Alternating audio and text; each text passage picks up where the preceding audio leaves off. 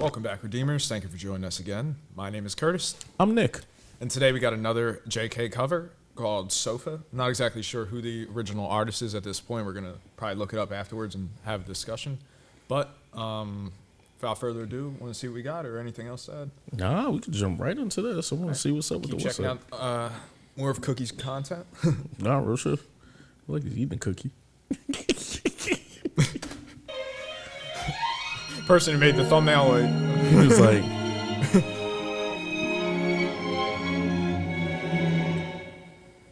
operatic.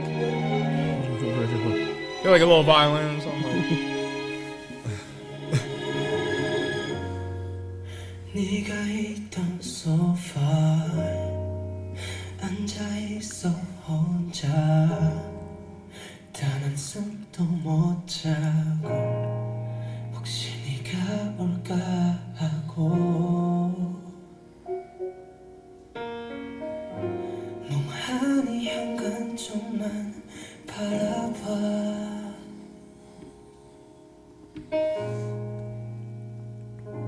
두 눈을 감고 귀를 막아봐도 다시 내게 돌아와 추억들이 숨을 참는다고 심장이 멈춰질까 널 향한 그리움만 되돌아와 네가 있던 소파 너 없이 나 혼자 이 자리에만 남아 널 기다리잖아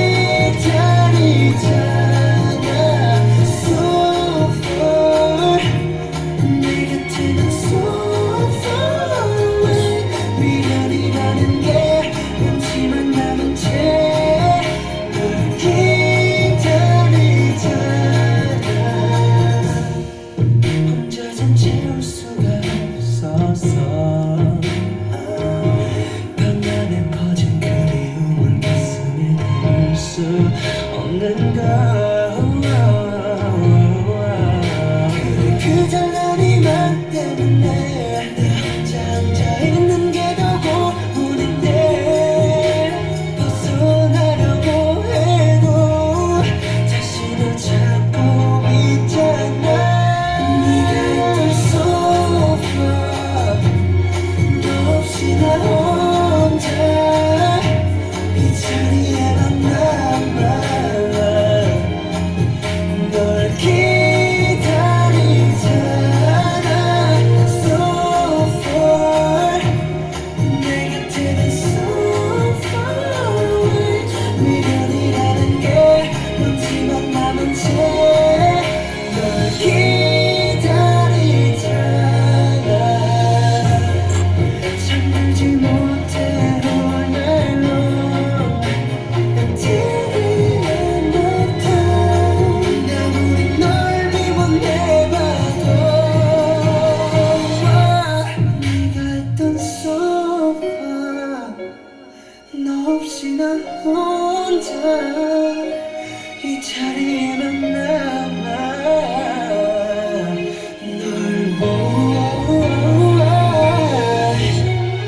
So far 내 곁에는 so far away 벗어나봐 넘치만 나던 채널 기다리잖아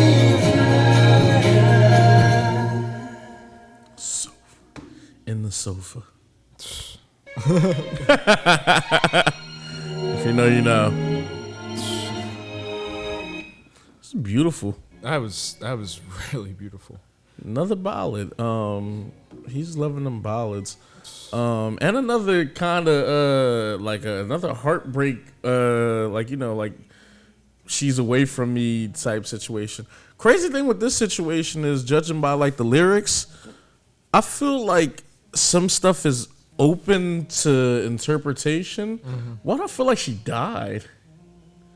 I don't know why I feel like she died, and one day I'll be back with you situation could be happening. To tell you the truth, I hadn't even considered that until you had said it. I'm pretty sure it's more probably on the terms like, you know, maybe whatever our situation was, you're not here, but I miss you, and until we meet again, hopefully things can get better and you can come back. But I don't know why for a second I just like went far left.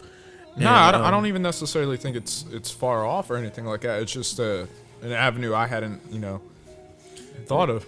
Cause he just kept talking about even just like the whole like trying to hold my breath and can't stop. It felt like felt more of a dire situation than just kind of like a standard breakup. Yeah. I don't know why I took that as that. Even like just the dust still remains on here. Yeah. I almost took that as ashes. I started going even too far.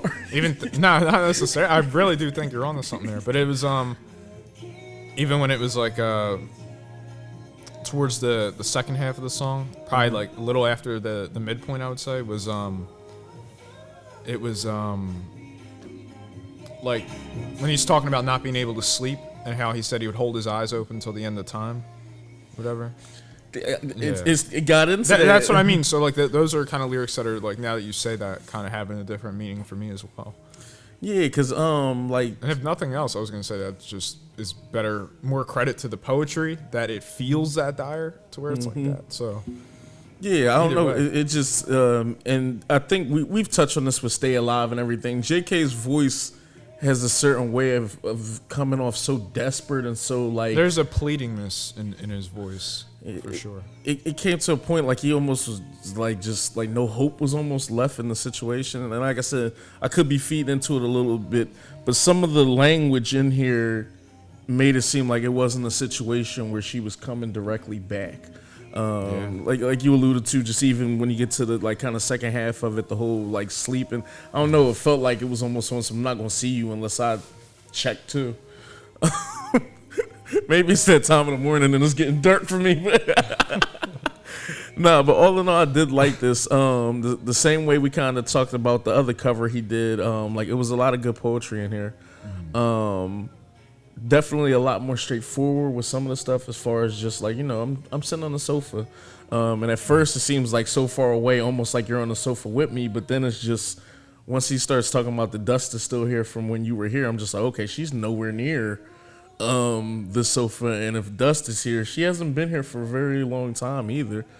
So it's, I don't know. Like I said, y'all can jump in the comments and let me know. It was a lot of interpretation. I felt like that was left up to our disposal to kind of take with information as we wanted to. It certainly fits so. But I like it. Like you said, the whole JK like whining or crying thing. I kind of like that towards the tail end because it seemed like he really wanted to come back. I mean, when you could feel the emotion of an artist, it takes it to another level. It allows those feelings to marinate and to carry more meaning. Yeah, the song was called Sofa. I knew it was gonna be a ballad, so we knew it wasn't gonna be the big comfy couch. It's a bit sadder. Yeah, it's like some of the furniture and Up. Like, comment, subscribe.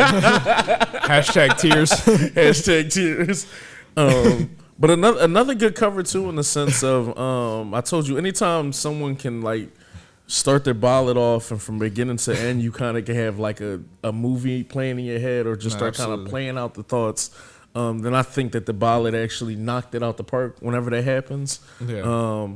But it was a lot to take away from here, and I think I definitely went like left, but it's maybe onto something if you could kind of piggyback and see.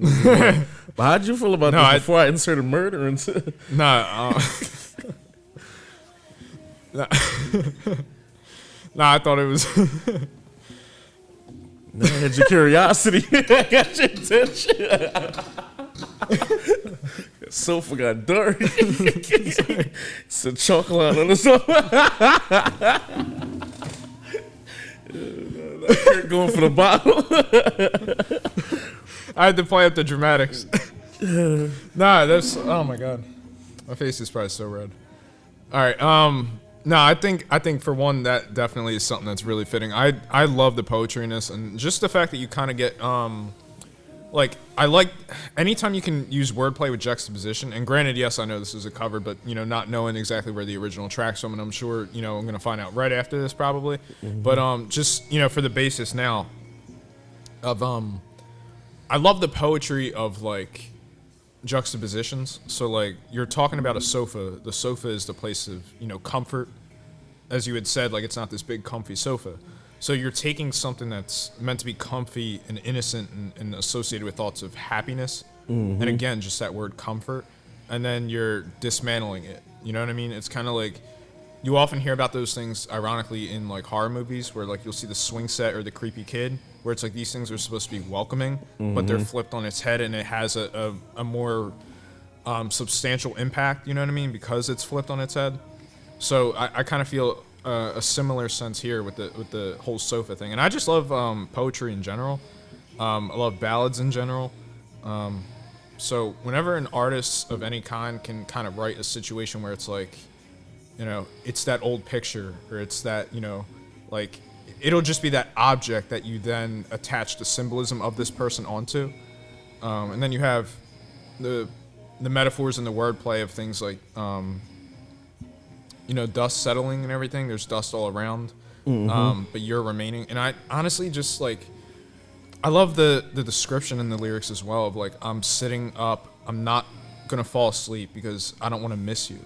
You know what I mean? Like if it's like, I don't want it to be a situation where I miss that opportunity to either talk to you or to see you again or whatever. Like, and I was kind of thinking almost of like a text or something like that. Like if there was like an opportunity. I mean, as far as, because he's waiting by the front door, so he's like waiting for her to come through the front door, like things like that. But it was just all that to say, it's like the picture that was kind of painted of like staying up, and then not being able to close your eyes, because then when you close your eyes, all you're seeing is the memories. So it's essentially you're torturing yourself on both ends. Like if you're asleep, you're reliving those memories that are painful for you, but then if you're staying up, you're just torturing yourself, where seconds feel like hours almost. So I just really like the overall description of the situation, and how poetic the wordplay was within that. Cookie's voice, I mean, I know we say it time and time again, but just rightfully so, and the double down is, I love the emotion that his voice carries, as we had said, the pleadingness in it, and it was something that stood out to me particularly in Stay Alive, that I would say the most, but that's one of my favorite songs that I've heard. Just to register Yoongi's, production and everything, the OST, the stakes that it feels associated with, and it's honestly like a top 3 song for me. So I hold that in like a really high regard, but a big part of that, I mean, aside from Yoongi's incredible production, of course, is JK's vocals, but it's the emotion behind every word and the pleadingness that kind of stands through. I also love and I don't know how artists do this just generally, but I love when voices feel like they're cracking or breaking. And it's not to say like you're like about to cry or anything like that, though it could have those implications as well. Yeah, add some realism. Yeah, absolutely. But it's I think it's kind of one of those things of like reverse engineering it. I find it really impressive if an artist is able to like if I go from a 6 and I take it down to a 4 around this part, like just the mental, because you're thinking about the highs and low points in the lyrics and in the song. So if you're like, oh, I'm talking about this, but it's a high note and it's too painful, so then I break to a lower note because I'm not trying to face those feelings anymore. You're audibly doing something to like, I don't want to say Tell the cause a story. tear jerk, but to Yeah. tell a story, you're doing it audibly, and it's kind of like you said, helping with the lyrics and just kind of helping with the message, because Yeah. you can hear it and feel it. So I get what you mean. Exactly. Or like how you have the association of the sofa here, like that's being portrayed, honestly, through our ears and everything like that, because it's music. But if you're imagining like a visual format of something like that, like if it's in a film, you would see the happy memories. You brought up, that's a perfect example. You'll see the happy memories of, whether it's goofing around, messing with each other, milestones, whether it's like, oh, the first house or anything like that, or just something that like, yo, we both worked 2 jobs to afford that sofa. Like you attach meaning to those things. And then when you go to see the latter portion where the color grading is no longer bright and happy, it's dark, it's gray, it's desolate, it's dusty, you know, the expressions of happiness are now frowns and sadness, and like it's just again playing on those juxtapositions. But I feel that those highs and lows in his voice are particularly the audible version of those things. And I think that's why so often, I mean, not just, you know, being filmmakers, but that we associate visual things with these kind of aspects. So it's just all that to say, that's always just something I always really appreciate when any artist is able to do. And you always feel the emotion in his voice.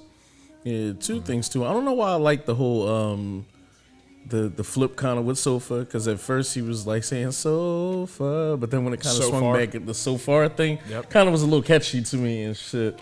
Truthfully, I didn't even pick up on that until you had just said it with the sofa. And then just even again, because then he almost did it again, but then it turned into so far away, like just kind of like playing on Reminded me it a of little bit. the Sugar track. The Yugi track. Nah, and okay too. I know whose song this is. This is Crush song.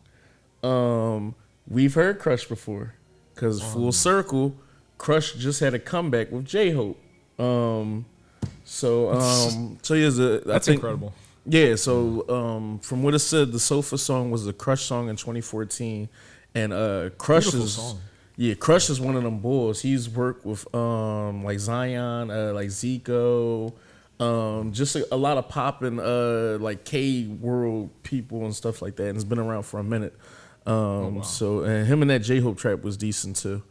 So I guess that was decent to do this. But the two covers JK's done so far too is definitely added another notch in his belt. But I also want to hear the original for both now, just to kind of gauge, like you said, to kind of see what arrangements got changed, if maybe he tweaked or like did some things with maybe inflections or certain things that maybe they didn't do the first time. Just because we know how talented JK is and stuff like that, so we know he probably can do anything he wants when it comes to like a cover. But I do like hearing the original work just to kind of, you know, kind of grade the paper a little different. Yeah, for sure. But I like this a lot, man. This was decent. It's two Johns too that I feel like you can I don't want to say do like film study on and shit, but just even me and you breaking this down really probably for both tracks could go longer if we felt like it, especially if we did a whole like caught it like but He went from head voice to chest voice because he's no longer thinking, he's no feeling. longer thinking, he It's felt from, it in it's his from heart. the brain to the heart. And if someone really wrote like that, like that'd be fucking crazy. yeah, it's a lot of emotion in here, and Let us know if we're on to something there. not real shit. And I like that too. I think we keep bringing it up, but like Cookie just does like a very good job of just I don't want to say being very desperate on tracks, but he vulnerable. Yeah. His vulnerability like on tracks is just showcased every time he needs to do I don't want to call it like the crying type voice. His voice almost gets into a crying phase. Like you said, it's like he knows how to crack his voice or how to kind of manipulate it enough to tear jerk. It's like that thing in acting where it's like you're not trying to cry because that looks fake and pretentious, but it's like you're trying to hold back tears. It's like he's trying to prevent himself from crying, or it kind of gives that that inflection in his voice. Yeah, and it just helps so much because it just it brings another level of authentic. It makes it authentic and also just kind of puts him in the upper echelon of people as far as like singing, because it feels like he's kind of throwing his everything into these tracks and stuff, regardless of what's going on. So I think that's like a big deal. I like that a lot. Anything else you want to add, bro, about this? Nah, I mean it's incredible. Like every track, that we check out, you know, it's just like you never have just the same thing to say about him. Like it's always like, and I just think that's a real, you know, compliment to the artistry. Yeah, nah, JK's special, man, and I think that's why I told you I'm really hyped to see what his solo project is just gonna be, just because obviously I think like a lot of people in the group have got to a point where they're pretty much like all-rounders. But he's the all-rounder that seems to do everything at an elite level. So at this point, it's like all the cards are in your hands. Like, what are you gonna play? And that's kind of just where I really want to see what direction he goes in with the album. I want to see, is it going to be a storytelling album, or is it just going to be, you know, maybe just 8 random ass tracks just kind of thrown together, especially if it's just him, you know, by himself and everything. So I'm very interested. Anything else you want to add? Are you cool? And the last thing I was just going to say to add to your point is, I would be curious to see, because I know from, you know, other moments throughout, you know, BTS's discography that we had heard moments of JK basically talking about, and I believe in several tracks as well that he had alluded to. I'm not exactly sure on the specific ones, but it could have just been interview or variety type content. But I know that Cookie had felt particularly like he didn't really get to enjoy his childhood because he was around everyone who was older than him. And he had to grow up faster. And so it's about kind of having those hard moments of not really enjoying childhood as much. Or I don't want to say enjoy, but just where it all felt like you weren't able to be present in the moment. You always had to like raise that bar to do something. You just didn't have the traditional childhood that maybe other people around exactly. him, like the things like, and I love that celebrities, I don't love it, but I love the humanity of it, that celebrities can feel almost jealous of everyday people in that sense. And I'm not getting into like a crazy deep thing on that, but just the idea that like, oh, you got to have these moments where you got to, you know, be with friends and do these things. And not to say he didn't have those things specifically, but just to the same degree where it's like, you know, people who are celebrities will wish for those things. This might sound like a dumb comparison, bro, but it's almost like the Richie Rich effect. No, I know what you mean. Where like he literally almost had to pay for friends and stuff like that just because they might look at him and be like, he has everything. You live in a mansion. You don't have to worry about anything. But just the subtleties of being a kid. Yeah. I didn't get to experience none of that. I'd rather give all this away and experience that. And not saying Cookie said that. I'm not putting words in his mouth. But I definitely get the feel. Yeah. I know exactly what you mean when the whole... I can only imagine millions or, you know, thousands of people in SK who want to do music and be an idol might want to trade places with JK. And he didn't say it, but I'm pretty sure it probably was times in his youth where maybe he wanted to trade places with someone else and just be a kid. Yeah, absolutely. And you can hear it in a lot of the writing when he talks about how fast he had to quote unquote like grow up. Yeah, and that's exactly what I mean. But no, the Richie Rich thing absolutely fits in that regard as well. But all that to say, it's like when it comes time for solo work, I'd be curious because it's not just solo work, but it's also like you got Jin, you know, heading off the military soon after is going to be showed, right, and everything. So basically, what I would think is like if you're the maknae or whatever, and everyone who's older than you is kind of beginning those steps of having to go off the military, I imagine that puts you in a crazy middle place where it's like, I didn't quite get that childhood, but I'm already seeing the essence of like that adult side having to creep up with me. And obviously, you know, he still had many of those or tons of those adult like situations. I mean, clearly everything that BTS has been through up to this point, but I would say as far as solo work and what to expect or anything, I don't want to say I wouldn't be surprised, but I would be very curious to kind of see him maybe storytelling album about like those kind of things. Because we know he has the emotion behind his voice to bring so much to those things. So if it was something very personal, and the thing I love about solo music in general, and I'm not making this about that, but just all that to say, it's just no one can tell your story better than you, and that's your biggest weapon as an artist of any kind. So I just think that there's so much opportunity to kind of explore a path like that if he chooses to. But he has, you know, as you had said, all the tools in his belt to do anything. So I'm just curious, whatever it's going to be. Yeah, and we've seen him lightly touch on everything because, like I said, with Begin, we've seen him talk about Army and basically how, you know, well, I guess you could say that was Army and his brothers, how they kind of, you make me begin. You've kind of, you know, poised me into the man that I am today, et cetera, et cetera. We've seen him touch on those topics on My Time, you know, just about the whole having to grow up faster and everything like that. So it seems like we've heard, I'm not going to call them one-offs, but kind of like those solo tracks where you get a little bit behind the veil. Yeah. I just think it's a layer to the onion that I'm like, I know there's a lot more to. You want 8 to 10 tracks in a row, kind of telling the progressive story maybe about just maybe from pre-debut or something to where you're at now as a man, or just kind of something along the lines of that, something to give a little bit more, I don't want to say more edge, but just something maybe. I hope that when I'm done listening to JK's album, I've learned a little bit more about things that maybe I didn't know about prior to. Exactly. Yeah. And that's it.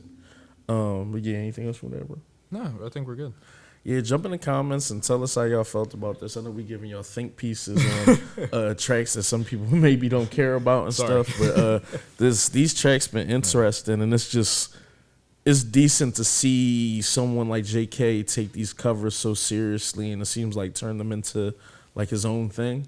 So jump in the comments, give us more information on all the on all the cover tracks that we did today, and also jump in there and tell us what y'all think his album is going to be about. Y'all know we love the feedback from y'all, and we just want to have like dope conversations. But other than that, Army, love you guys. Love y'all. Take Peace. care.